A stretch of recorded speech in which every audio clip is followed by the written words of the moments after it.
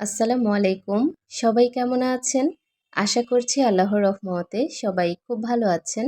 আমরাও আলহামদুলিল্লাহ বেশ ভালো আছি। বরাবরের মতো আজও আরও একটি ডেইলি ভ্লগ নিয়ে হাজির হয়েছি। আশা করব পুরো ভিডিওটা জুড়ে থাকবেন। অবশ্যই স্কিপ করা ছাড়া ফুল ভিডিওটি কন্টিনিউ করার চেষ্টা করবেন। কোথাও কোনো অংশ আপনাদের কাছে একটু হলেও ভালো লাগবে। আজকে আপনাদের সামনে সকাল থেকে নতুন একটা ব্লগ নিয়ে হাজির হয়েছি। আজকে আবারও নতুন করে পথ চলা শুরু করেছি ওয়েট লস জার্নিতে। আমি কিন্তু বেশ কয়েকবার ওজন কমিয়েছি, তবে সেটা ধরে রেখেছি আবার রাখিওনি। মাঝে মাঝে এলোমেলো হয়ে যায়, এটা স্বাভাবিক। তবে আগে কিন্তু সৌন্দর্যের জন্যই আমি ওজনটা কমাতাম, যে ফিটনেস ভালো থাকলে দেখতে ভালো লাগবে। তবে এখন কিন্তু আর সেটা না, এখন আমি শারীরিকভাবে সুস্থ থাকতে চাই। আমি অনেক চিন্তা ভাবনা করে দেখলাম, যখন আমি ওয়েট লস জার্নিতে থাকি, ওজন কমানোর যে খাবারগুলো আছে সেগুলো খাই, তখন কিন্তু আমার খুব বেশি ভালো লাগে, মানে শরীরটা খুব হালকা পাতলা লাগে। তবে আমি যখন আমাদের রেগুলার আমরা যে খাবারগুলো খাই, ভাত, রুটি, চা, যে কোনো কিছু, তখন কিন্তু আমার শরীরটা অনেক বেশি হেলদি হয়ে যায়। আর আমি চলাফেরা করতে অনেক বেশি সমস্যা হয়ে যায়, যার কারণে ভাবলাম যে এবার একটু মেইনটেইনের মধ্যে থাকি। একদম যে ওজন কমিয়ে ফেলবো তা না, তবে আমি যে খাবারগুলো খেলে শরীরটা খুব হালকা লাগে সেই খাবারগুলো খাবো। তাই আজকে সকালে জিরা পানি ১ মগ বানিয়ে নিয়েছি। আর জিরা পানি সকালে খালি পেটে আর রাতে ঘুমানোর আগে যদি একটু খেতে পারেন, তাহলে কিন্তু পেটের চর্বি কমে যাবে আর আপনার সারাদিন খুব ফ্রেশ কাটবে। যেটা আমি নিজে ফল পেয়েছি সেটাই আপনাদের সাথে শেয়ার করছি। আপনারা যদি সকালে ১ মগ জিরা পানি খান রাতে ভিজিয়ে, অথবা রাতে ভিজাতে মনে না থাকলে ইনস্ট্যান্ট বানাতে পারেন। আর রাতে যদি ঘুমানোর আগে খেয়ে ঘুমান তাহলে খুব হালকা লাগে নিজেকে। সেই সাথে পেটের চর্বি অনেকটাই কমে। আমি এটা খেয়ে অনেক উপকার পেয়েছি। আমি সেরকমভাবে যদি ডায়েট করতে নাও পারি, তবে এইসব ক্ষেত্রে আমি মেইনটেইন করার চেষ্টা করব। সকালে নাস্তা খেতে আমার বরাবরই ভালো লাগে না, তাই সকালে আমি ডায়েটটা শুরু করেছি। সকালে আজকে কি নাস্তা করব সেটা আপনাদের সাথে শেয়ার করব। তবে সবার প্রথমে আমি খালি পেটে ১ মগ জিরা পানি খেয়ে নিয়েছি। খাওয়ার পর আমি ০.৫ ঘন্টা ১ ঘন্টা পর সকালের নাস্তা করব। আর হ্যাঁ, ডায়েট করার সময় যখন এই পানীয়গুলো আপনি খাবেন, তখন কিন্তু অনেক বেশি পেট ভরা লাগে। আর তখন কিন্তু অন্য খাবারের প্রতি অনেক যে বেশি ক্রেভিংস হবে তা হবে না, আস্তে আস্তে চেঞ্জ হয়ে যাবে। আর ১ সপ্তাহ মতো একটু কষ্ট লাগবে, তারপরে কিন্তু আপনি নিজের সাথে নিজেকে মানিয়েই নিতে পারবেন যে না, আমি এখন ডায়েটে আছি, খাবারগুলো আমি খেতে পারবো না। তখন কিন্তু আর আপনার ক্ষুধাটা অত বেশি লাগবে না। আমি অনেক কষ্ট করে ডায়েট মেইনটেইন করে চলি। আর ডায়েট মেইনটেইন করা আসলেই কষ্টের, কারণ আপনি নিজে খাবারগুলো তৈরি করছেন পরিবারের জন্য, তবে সেই খাবারগুলো নিজে টেস্ট করার সুযোগ নেই। এর চেয়ে বড় খারাপ লাগা হয়তোবা আর কিছুতেই হতে পারে না, তাই না? আমি তো এরকম কত, কত শতদিন কেটেছে। তবে আলহামদুলিল্লাহ, নিজে যখন আপনি যেই টার্গেটটা করেন যে আমি এতটুকু পর্যন্ত ওজন কমাবো, সেই টার্গেটে যখন পৌঁছে যাবেন তখন আর আপনার রেগুলার খাবারগুলো খেতে ইচ্ছে করবে না। তখন মনে হবে যে একদিন যদি আমি চিট মিল করি, পরের দিন থেকে আমি আবারও ডায়েট মেইনটেইন শুরু করব। একটু নিজেকে ফিট রাখার জন্য যা কিছু করা লাগে সেটাই করব। কারণ যখন আপনার ওজন অনেক বেশি থাকে, তখন যখন ৫ কেজি কমিয়ে ফেলবেন, তখন এমনিতেই মনের মধ্যে অনেক বেশি ভালো লাগা কাজ করবে। আপনারা সকালে দেখতে পেয়েছেন আমার বর্তমান ওজন ৬৫। তো এই ৬৫ ওজনটা আমি ১ মাসের মধ্যে ৬০ এ নিয়ে আসবো ইনশাআল্লাহ। আর সেটা কিভাবে কি জার্নি শুরু করেছি সম্পূর্ণটা ব্লগ আকারে আপনাদের সাথে শেয়ার করব। যখন যেটা খাই, আমি কিন্তু অনেক যে বেশি খাবার খেয়ে ফেলি তা না। আমি কিন্তু ঘরোয়া পদ্ধতিতেই খাবারগুলো খেয়ে তারপর ওজনটা কমাই। সেটা কিভাবে সেটা আপনাদের সাথে শেয়ার করব। অনেকেরই ভুল ধারণা যে অনেক দামি দামি খাবার খেতে হয়, ফল ফ্রুট অনেক খেতে হয়, তা না। ঘরোয়াভাবেও কিন্তু আপনি ওজনটা নিয়ন্ত্রণে আনতে পারবেন। শুধুমাত্র একটু মানসিক চিন্তাটা একদম স্থির করে নেবেন যে না, আমাকে ডায়েট করতে হবে, তাহলেই পারবেন, না হলে কিন্তু কখনোই পারা সম্ভব না। তো এখানে আমি আপনাদের সাথে কথা বলতে বলতে কিচেনে অনেক কাজ করে নিয়েছি। আজকে যেহেতু নাস্তার ঝামেলা নেই, যখন আমি নাস্তা করি তখন নাস্তার অনেক ঝামেলা করে ফেলি। তো আজকে যেহেতু নাস্তার সেরকম ঝামেলা নেই, তাই ভাবলাম যে কিচেনে একটু হাত লাগাই। কিচেনটা অনেক দিন পরিষ্কার করা হয় না, দেখতে পাচ্ছেন তাকগুলোতে কত ধুলাবালি পড়ে গিয়েছে।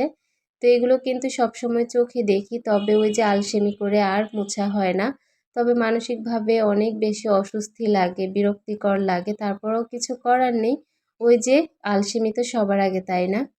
আজকে মনে হলো যে আলসেমিকে বাদ দিয়ে আমি সবার আগে আমার এই কিচেনটাকে পরিষ্কার করব।